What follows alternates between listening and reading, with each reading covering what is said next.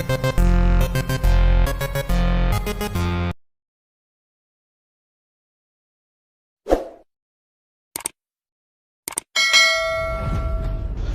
साथियों। हर इंसान अपने जीवन में सुख शांति की कामना करता है, चाहता है कि हर कार्य में उसे सफलता मिले। लेकिन हमारे पूर्व जन्मों के पाप कारणों के कारण सही दिशा में कार्य करने के बावजूद सफलता नहीं मिलती। मैंने कभी भी ज्योतिष को केवल धन कमाने का मार्ग नहीं समझा। मैं बस लोगों की निस्वार्थ सेवा करना चाहता हूँ और कुछ नहीं। इसका प्रत्यक्ष प्रमाण है कि मैंने लॉकडाउन के दौरान बहुत बड़ी संख्या में लोगों को रेकी सिखाया, वो भी निःशुल्क। आज हम बात कर रहे हैं शुभ रत्नों की, और विश्वास करिए मेरा एक एक शब्द आपकी जिंदगी बदल देगा। तो आइए आगे बढ़ते हैं। हमारे चैनल को सब्सक्राइब कीजिए, लाइक करिए, शेयर करिए, ताकि हमारी बातें जरूरतमंदों तक पहुंच सके। आइए आगे बढ़ते हैं। आज हम कुंभ लगन वालों की बात करेंगे। अगर आपकी कुंडली में पहले भाव में 11 का अंक लिखा है तो आप कुंभ लगन के जातक या जातिका हैं। शास्त्रानुसार यह लोग बहुत ज्ञानी होते हैं। इन लोगों को ज्योतिष, हस्तरेखा, तंत्र मंत्र में बहुत रुचि होती है। इनका सामाजिक दायरा बहुत अच्छा होता है, लेकिन ये लोग गंभीर स्वभाव होने के कारण थोड़ा रिजर्व रहना ही ज्यादा पसंद करते हैं। हालांकि केवल लग्न से आप किसी की भी पूर्ण व्याख्या नहीं कर सकते। यह लोग सीरियस प्रवृत्ति के होने के बावजूद सौंदर्य प्रेमी होते हैं। इसका मुख्य कारण है कि इस लग्न में शुक्र योग कारक होता है। शुक्र चौथे भाव का स्वामी होता है। इसी कारण ये लोग थोड़ा औरतों के आसपास, या आप ऐसा कह सकते हैं कि औरतों के सर्किल में रहना ज्यादा पसंद करते हैं। कई बार ऐसा देखा गया है कि औरतों से अधिक नजदीकियों के कारण इन लोगों में औरतों के स्वभाव आ जाते हैं। मैंने कई ऐसे जातक देखे हैं जो लंबे नाखून रखते थे, नेल पॉलिश लगाते थे।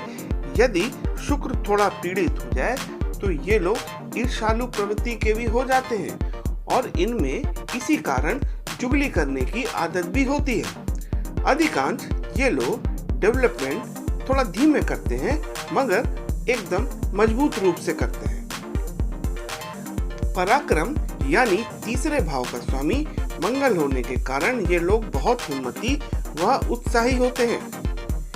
यदि लग्न पर शुभ प्रभाव है और शुक्र मजबूत है तो ये लोग शिल्पकार, संगीतकार या संगीत में रुचि रखने वाले, लिटरेचर और ड्राइंग पेंटिंग में बहुत रुचि रखते हैं। ये बहुत ज़्यादा गर्म मिजाज के नहीं होते हैं, लेकिन इनको पत्नी जो है थोड़ा सा सख्त मिजाज की ही मिलती है। इनका भाई बहनों से बहुत ज़्यादा गहरा रिश्ता नहीं रहता है।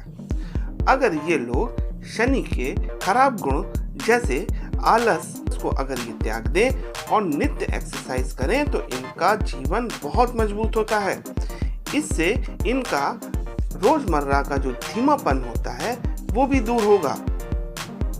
यदि मरकरी और मंगल इनका मजबूत रहे तो इनकी शिक्षा बहुत अच्छी होती है, और जीवन में यह लोग टेक्निकल फील्ड, मैकेनिकल इंजीनियरिंग का फील्ड, आईटी फील्ड में बहुत ज़्यादा तरक्की पाते हैं।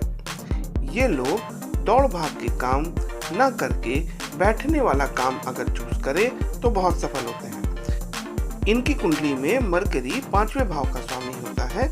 ये लोग अच्छे कंसल्टेंट बन सकते हैं।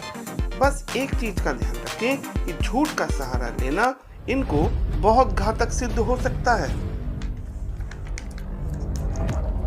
अगर लग्नेश शनि का गहरा रिश्ता चंद्रमा से बन जाए तो ये लोग बहुत ज्यादा जो है भूत प्रेतों की बातें करने लगते हैं और उन पे बहुत ज्यादा विश्वास करने लगते हैं। चूंकि थोड़े मेहनती ये कम होते हैं, इसी कारण ये लोग जादू टोना, तंत्र मंत्र के झांसे में आ जाते हैं। रोग ज्योतिष के अनुसार ये लोग अपने जीवन काल में कई बार डिप्रेशन का सामना करते हैं। ये लोग शुगर, डायबिटीज, जोड़ों के दर्द, न्यूरो की समस्या जैसे लकवा, पार्किंसन, मूड फ्लक्चुएशन आदि के शिकार हो सकते हैं। यदि आप इस लग्न के हैं और इसके अशुभ तत्वों के शिकार हो रहे हैं तो आप हमारे द्वारा बताए गए रत्नों को पहनकर बहुत हद तक राहत पा सकते हैं। मकर लग्न वालों की तरह आपको भी सूर्य को जल देना वर्जित है। जरूरत पड़ने पर आप सूर्य देव के मंत्रों का जाप कर सकते हैं। तो आइए इस लग्न के शुभ रत्नों का विचार करते हैं। कुंभ लग्न के मुख्य कारक ग्रह लग्नेश शनि, पंचमेश बुध तथा भाग्येश शुक्र को माना जाता है। जन्म कुंडली के 3 मुख्य भावों के स्वामी होने के कारण जीवन और भाग्य पर सर्वाधिक इन्हीं का ही असर रहता है।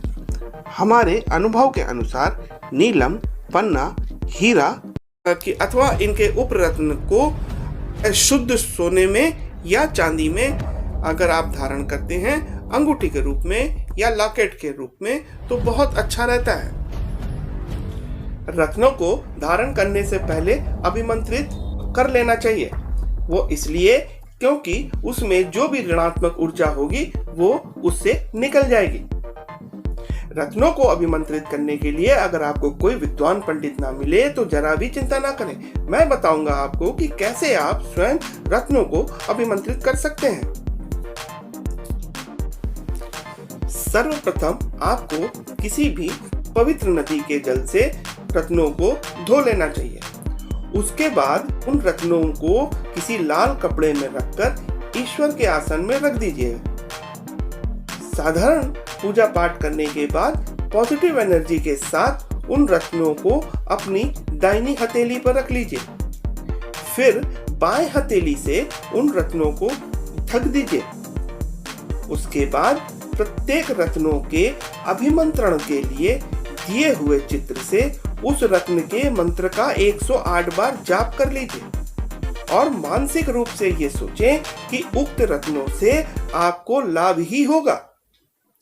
इस तरह से मंत्र और मानसिक विचार से उत्पन्न पॉजिटिव एनर्जी से आपका रत्न अभिमंत्रित हो जाएगा। इसके बाद आप रत्नों को शुभ नक्षत्र में धारण कर लीजिए।